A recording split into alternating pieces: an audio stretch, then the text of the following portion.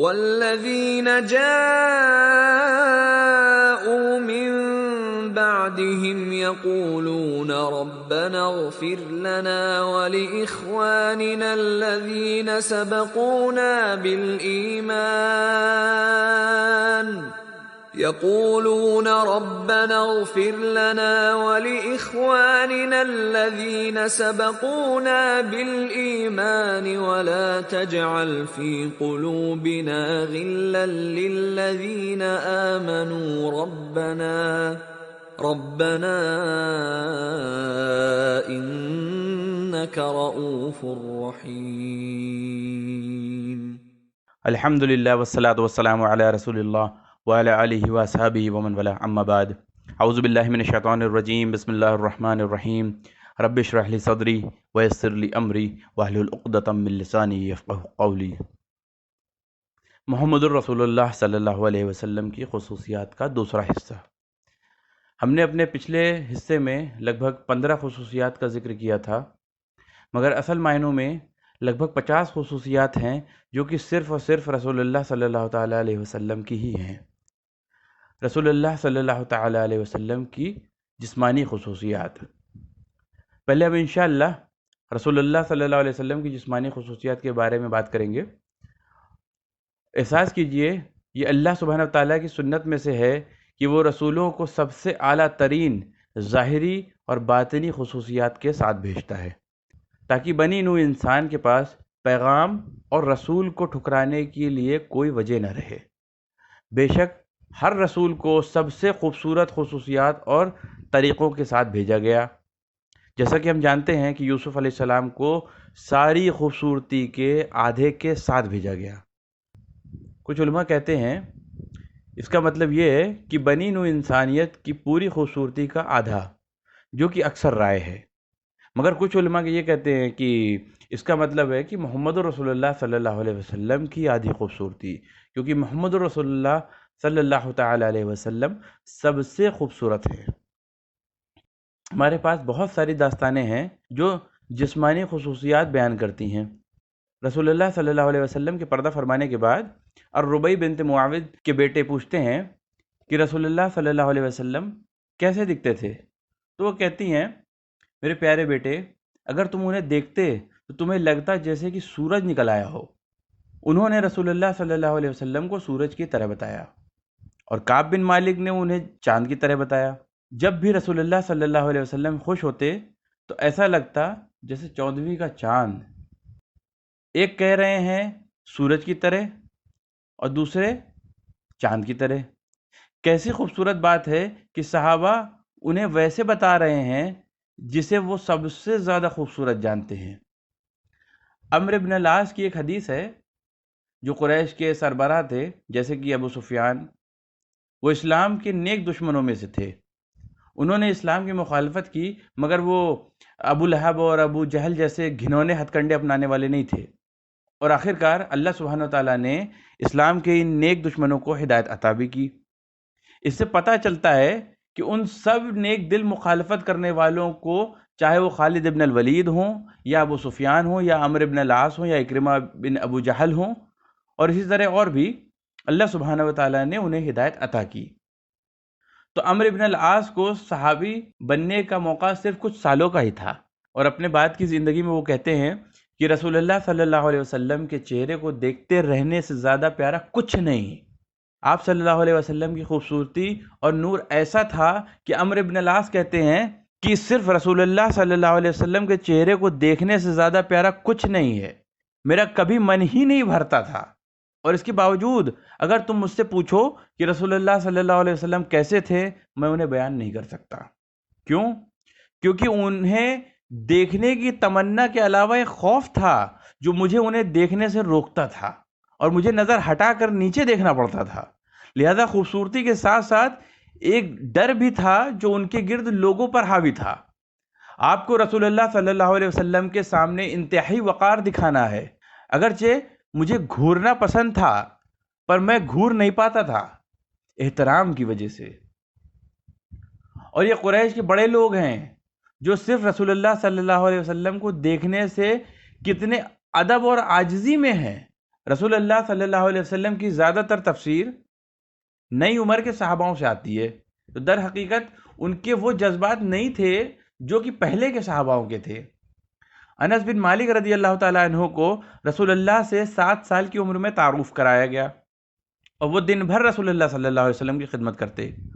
انس ابن مالک رضی اللہ تعالیٰ عنہ بتاتے ہیں کہ رسول اللہ صلی اللہ علیہ وسلم نہ تو بہت لمبے تھے کہ بھیڑ میں الگ سے دکھائی دیں، اور نہ ہی اتنے چھوٹے کہ بھیڑ میں معلوم نہ ہو، اور نہ وہ بہت سفید اور نہ ہی گہرے بھورے تھے۔ عام طور پر جب عرب سفید کہتے ہیں تو اس کا مطلب ہوتا ہے ہلکا بھورا، تو رسول اللہ صلی اللہ علیہ وسلم گندم رنگ کے تھے۔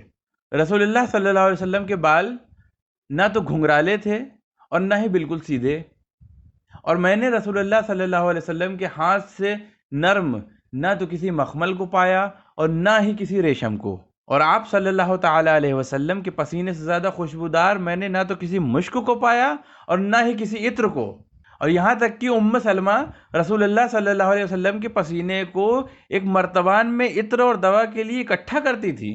البراء ابن عزیب رضی اللہ تعالیٰ عنہ کے حوالے سے آتا ہے کہ رسول اللہ صلی اللہ علیہ وسلم کا درمیانہ قد تھا اور کندھے چوڑے تھے، ان کے بال اور داڑھی گھنی تھیں، اور آپ صلی اللہ علیہ وسلم کے بال کانوں کی لو تک تھے۔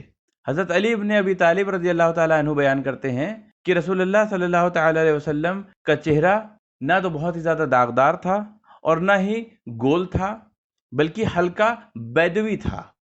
وہ صاف رنگ کے تھے، ان کی بڑی آنکھیں تھیں اور پتلیاں بالکل کالی تھیں، ان کی لمبی پلکیں تھیں، ان کے جوڑے جیسے کہ کوہنی اور گھٹنے وغیرہ بڑے تھے جیسے کہ ان کے چوڑے کندھے۔ ان کے پورے جسم پر بال نہیں تھے، بلکہ سینے کے بیچ میں سے ایک لکیر ناف تک آتی تھی۔ جب آپ صلی اللہ تعالیٰ علیہ وسلم چلتے تو تیز چلتے تھے، جیسے وہ ڈھال پر اتر رہے ہوں۔ کچھ علماء اکرام کا کہنا ہے کہ ایسا لگتا جیسے کہ اللہ سبحانہ و تعالیٰ نے زمین کو رسول اللہ صلی اللہ علیہ وسلم کے لیے عاجز بنا دیا ہو۔ جب وہ مڑتے تو پورا جسم کے ساتھ مڑتے۔ ان کے کندھوں کے بیچ میں نبوت کی مہر تھی، اور وہ نبیوں کی مہر ہیں۔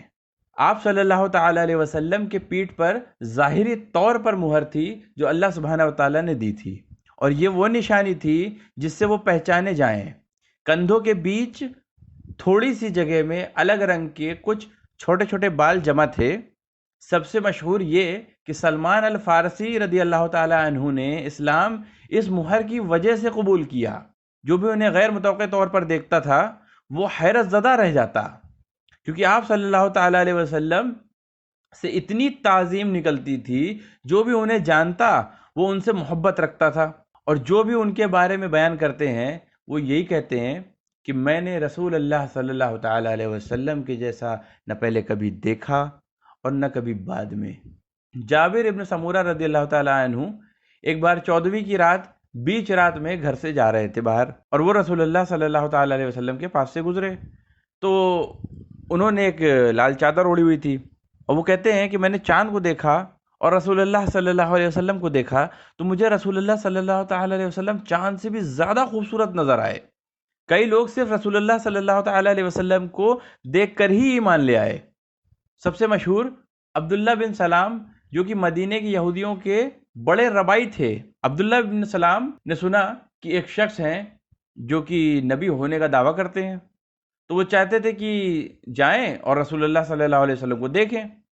تو کہتے ہیں کہ جیسے ہی میں نے رسول اللہ صلی اللہ علیہ وسلم کے مبارک چہرے کو دیکھا تو مجھے معلوم ہو گیا کہ یہ چہرہ کسی بھی جھوٹے انسان کا نہیں ہو سکتا، اور انہوں نے وہیں کے وہیں اسلام قبول کر لیا، صرف رسول اللہ صلی اللہ تعالیٰ علیہ وسلم کے مبارک چہرے کو دیکھ کر۔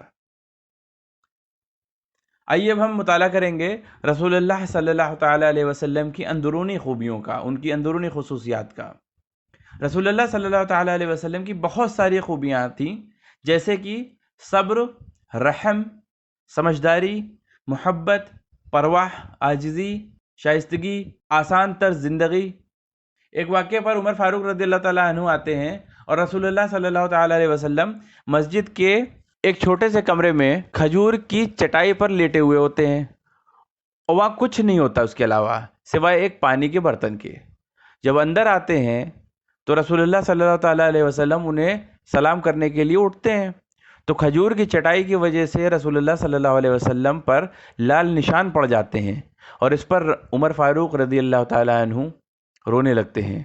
یہاں غور طلب بات یہ ہے کہ یہ 7واں یا 8واں سال تھا ہجرت کا، اور اس وقت تک بے شک رسول اللہ صلی اللہ علیہ وسلم عرب کے ایک بہت بڑے حصے کے قائد تھے۔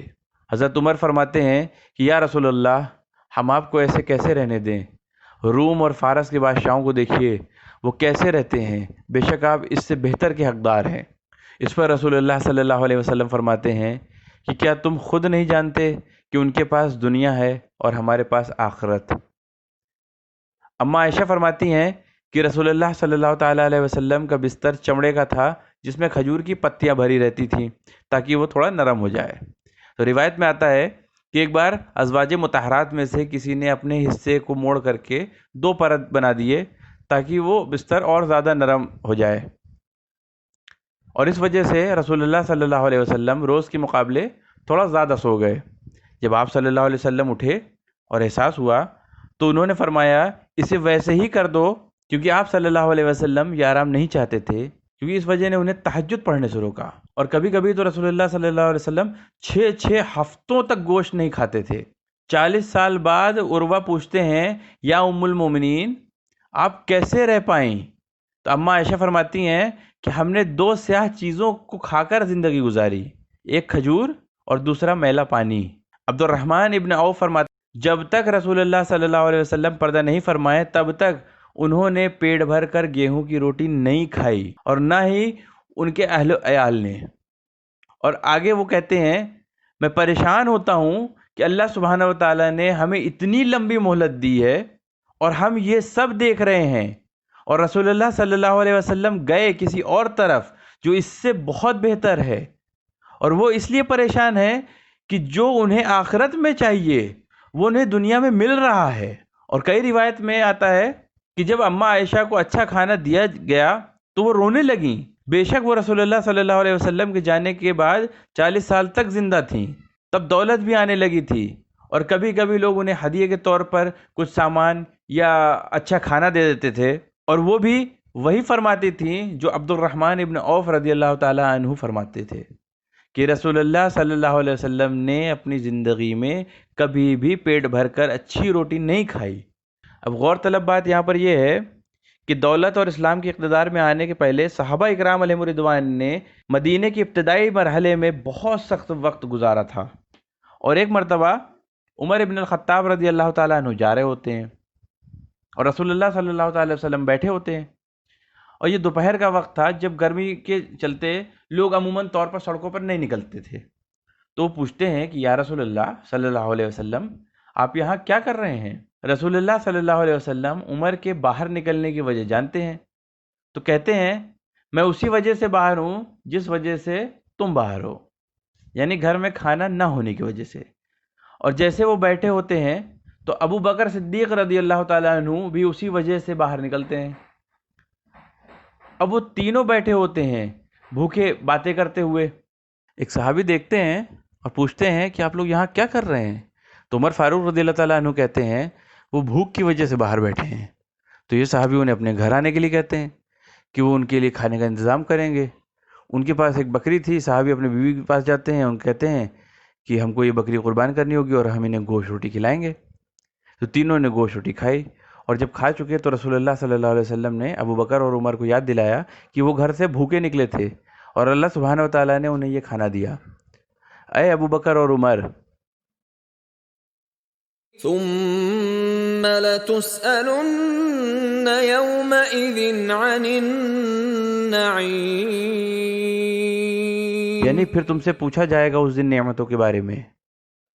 اور آپ صلی اللہ علیہ وسلم کی عاجزی تو یہ کہ وہ اکثر حمار کی سواری کرتے تھے، جبکہ ان کے پاس ایک اونٹنی القصوہ تھی، مگر رسول اللہ صلی اللہ علیہ وسلم کو حمار کی سواری کرنے میں کوئی دقت نہیں تھی۔ غزوہ بدر کے وقت رسول اللہ صلی اللہ علیہ وسلم کو لوگوں میں اونٹ تقسیم کرنے تھے، کیونکہ 313 لوگوں کے درمیان میں 75 اونٹ تھے، تو لگ بھگ 3-4 لوگوں کے درمیان میں ایک اونٹ۔ تو رسول اللہ صلی اللہ علیہ وسلم نے حضرت علی اور ابو لبابہ کو اپنا ساتھی چنا۔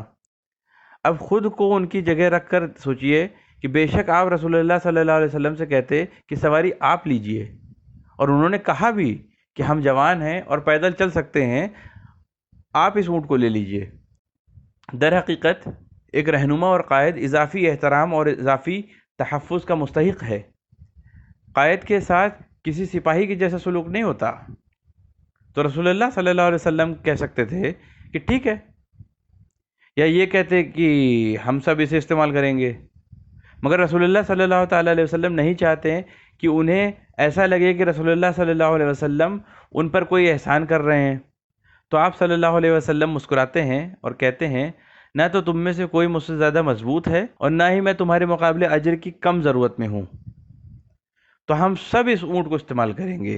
انس ابن مالک رضی اللہ تعالیٰ عنہ، جنہوں نے 110 سال سے زیادہ حیات پائی، جبکہ اس وقت کی اوسط شرح اموات 30 ہوا کرتی تھی، اور بے شک یہ رسول اللہ صلی اللہ تعالیٰ علیہ وسلم کی دعا میں سے تھا کہ حضرت انس کی ماں نے انس رضی اللہ تعالیٰ عنہ کو رسول اللہ صلی اللہ تعالیٰ علیہ وسلم کی خدمت میں اس امید پر دیا تھا کہ رسول اللہ صلی اللہ علیہ وسلم انس کے لیے دعا کریں گے، اور انہوں نے کیا بھی، یہ کہتے ہوئے کہ یا اللہ انس کو عمر میں، مال میں اور اولاد میں برکت عطا فرما۔ کہا جاتا ہے کہ انس کے پاس بہت دولت تھی، اور جو بھی تجارت انہوں نے کی وہ بہت فائدہ مند ہوئی۔ ان کے بچے، بچوں کے بچے اور ان کے بچے اتنے تھے کہ ان کی گنتی بھی نہ معلوم تھی، اور یہ سب کچھ رسول اللہ صلی اللہ تعالیٰ علیہ وسلم کی دعا کی وجہ سے۔ حضرت انس ابن مالک رضی اللہ تعالیٰ عنہ کہتے ہیں کہ میں نے رسول اللہ صلی اللہ تعالیٰ علیہ وسلم کی 10 سال خدمت کی، پر ایک بار بھی رسول اللہ صلی اللہ تعالیٰ علیہ وسلم نے مجھے نہ ڈانٹا، ایک بار بھی ان کے منہ سے اف بھی نہیں نکلا، اور ایک بار بھی رسول اللہ صلی اللہ علیہ وسلم نے یہ نہیں کہا کہ یہ کیوں کر دیا یا یہ کیوں نہیں کیا۔ یہ رسول اللہ صلی اللہ تعالیٰ علیہ وسلم کے آداب کے کمال ہیں۔ آئیے ہم مطالعہ کریں گے رسول اللہ صلی اللہ تعالیٰ علیہ وسلم کی بہادری۔ حضرت علی فرماتے ہیں کہ جب بدر کی جنگ میں لڑائی شدید ہو جاتی تو ہم رسول اللہ صلی اللہ تعالیٰ علیہ وسلم کے پاس پناہ لیتے تھے۔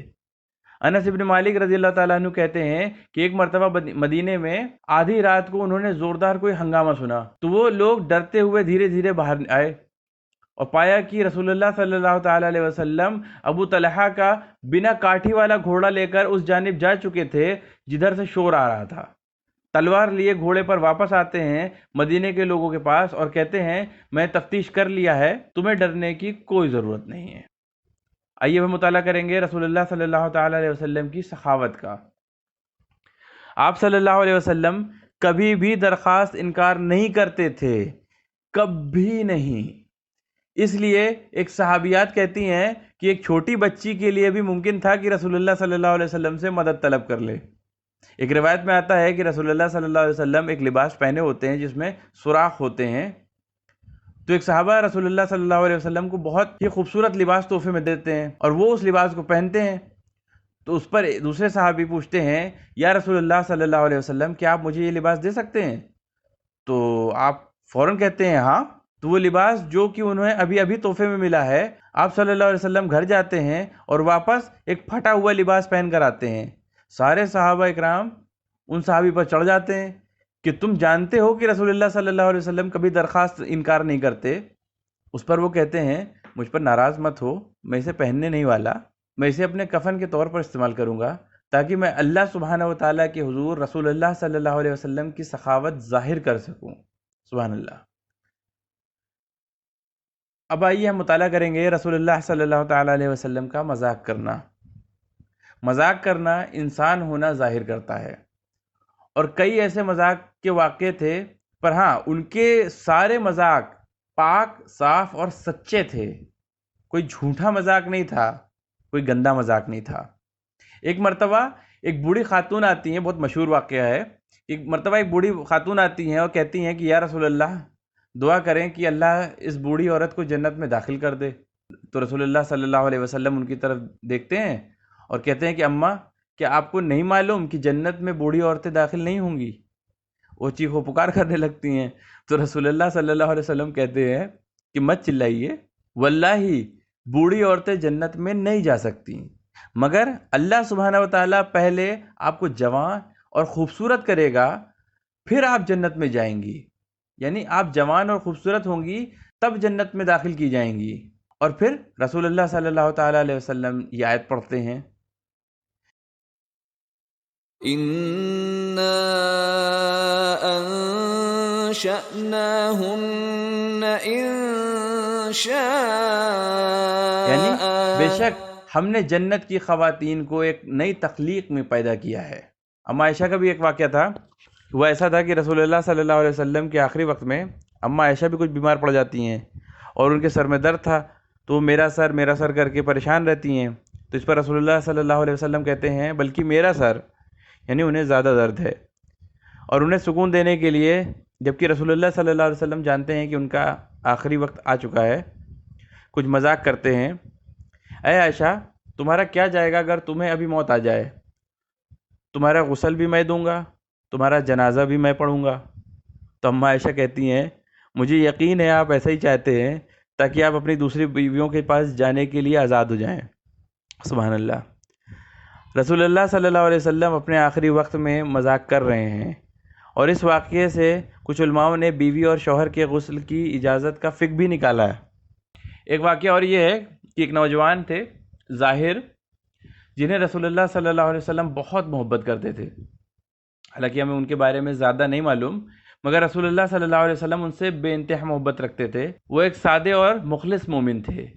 ایک بار رسول اللہ صلی اللہ علیہ وسلم نے انہیں بازار میں کچھ بیچتے ہوئے دیکھا کہ کون مجھ سے خریدے گا کر کے بول رہے ہوتے ہیں۔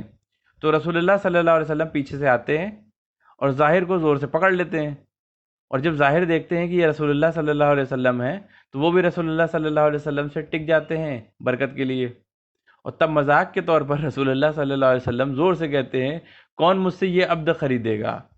ان دنوں اگر بازار میں کوئی کہتا کہ کون مجھ سے یہ عبد خریدے گا، اس کا مطلب ہوتا کہ کون مجھ سے یہ غلام خریدے گا، مگر رسول اللہ صلی اللہ علیہ وسلم انہیں عبد کہتے ہیں، یعنی اللہ کا عبد، اور رسول اللہ مذاق میں بھی جھوٹ نہیں بولتے تھے۔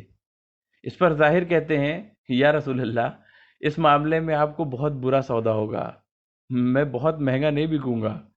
تو ظاہر کی خود اعتمادی بہت کم تھی، اور اس پر رسول اللہ صلی اللہ علیہ وسلم کہتے ہیں تم اللہ کی نظر میں بہت قیمتی ہو۔